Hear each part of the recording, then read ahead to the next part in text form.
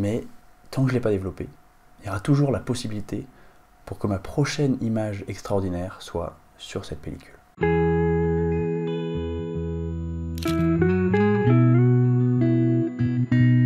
J'ai envie de vous parler d'un truc, d'une réflexion qui me trotte dans la tête depuis plusieurs mois. Ça, c'est un appareil photo argentique. Vous savez comment ça marche, la photo argentique. Quand on prend une photo, la pellicule est brièvement exposée à la lumière. Cette pellicule, il faut ensuite l'amener à développer pour pouvoir voir les images. Mais qu'est-ce qui se passe entre les deux? En résumant très grossièrement, on a tout un tas de petites particules sur le négatif qui vont réagir à la lumière et donc changer de couleur au contact de la lumière. Et c'est ça qui va créer une image. Mais attention, toutes ces petites particules qui ont été exposées très brièvement à la lumière, si elles sont réexposées à la lumière, elles vont encore changer de couleur. L'image qui est sur la pellicule n'est pas encore définitive parce qu'elle n'est pas encore fixée. La chimie de la pellicule peut encore réagir à la lumière. C'est pour ça qu'on ne peut pas exposer une pellicule à la lumière avant de l'avoir développée. Mais du coup, on se retrouve pendant un moment entre la prise de vue et le développement avec une pellicule qui contient une image qu'on appelle une image latente. Et c'est le mécanisme de développement qui va ensuite fixer cette image latente pour qu'elle devienne une image tangible. Mais du coup, cette image un peu entre deux, cette image latente, je trouve que c'est un sujet absolument fascinant. C'est une image potentielle. C'est une image qui n'a pas techniquement d'existence dans l'absolu, parce que si on essaye de la voir, on va la faire disparaître. Bah oui, en exposant le négatif à la lumière pour regarder l'image, on fait mécaniquement disparaître cette image. Donc en fait, c'est une image qu'on ne peut pas voir. La seule manière d'ouvrir la pellicule et de ne pas détruire cette image latente, c'est de l'ouvrir dans le noir complet. Mais à ce moment-là, encore une fois, on ne peut pas voir l'image.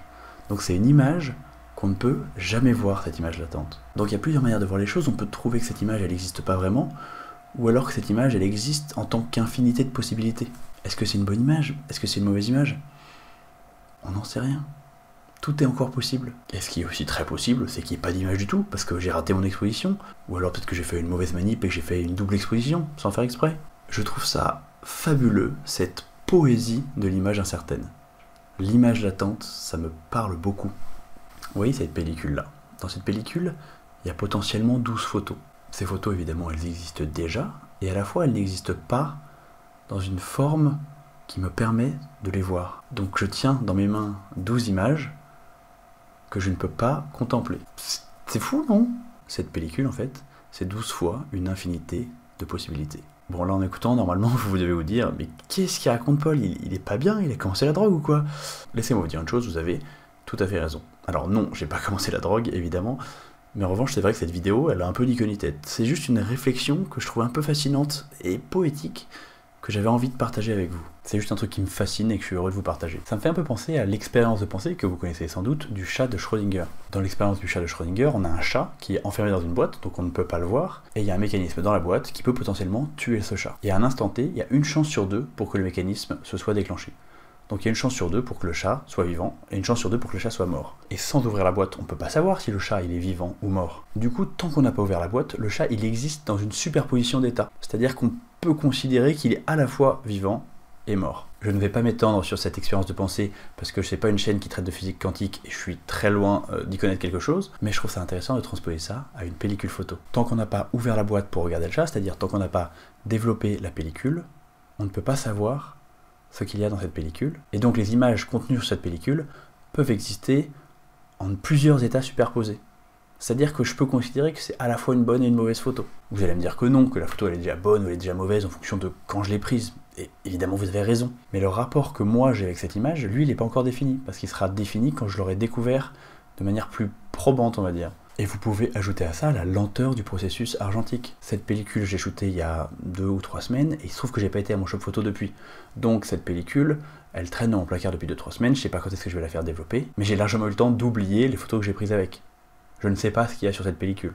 Il y a peut-être des très belles surprises, et plus probablement il y a des photos assez moyennes. Mais tant que je ne l'ai pas développé, il y aura toujours la possibilité pour que ma prochaine image extraordinaire soit sur cette pellicule.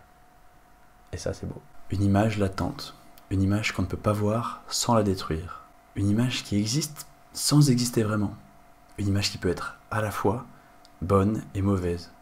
C'est un peu fascinant, non? J'en profite pour remercier le sponsor de la vidéo, Aftershoot. Aftershoot, c'est un logiciel qui vous fait gagner du temps au tri et à la retouche grâce à des outils qui utilisent l'intelligence artificielle. Aujourd'hui, je voudrais vous parler plus précisément de deux fonctionnalités de retouche d'Aftershoot, le redressage IA et le recadrage IA. Pour le redressage, on peut demander à Aftershoot de redresser automatiquement toutes nos photos d'un coup. Ça fait gagner un temps monstrueux. On peut aussi demander à Aftershoot d'utiliser l'intelligence artificielle pour recadrer nos images. On peut donner quelques instructions à Aftershoot, par exemple si on préfère les gros recadrages ou les recadrages plus légers, et on peut évidemment aussi choisir notre ratio d'image. Et je vous laisse imaginer le temps que ça va me faire gagner de faire ça par rapport à le faire moi-même à la main sur 550 photos. Aftershoot, c'est aussi un service qui marche en ligne, pas besoin d'être connecté à internet, un service client disponible 24h sur 24, 7 jours sur 7 et qui est noté 5 étoiles sur Trustpilot. Je l'ai déjà contacté à 2h du matin, un quart d'heure plus tard, j'avais quelqu'un au téléphone. Et surtout, et ça c'est un gros point par rapport à la concurrence, c'est une tarification par abonnement, c'est-à-dire que vous ne payez pas à la photo, vous payez votre abonnement. Les premiers abonnements commencent à 10 € par mois, puis après ça dépend un petit peu des fonctionnalités que vous voulez, et vous pouvez retoucher autant de photos que vous voulez chaque mois.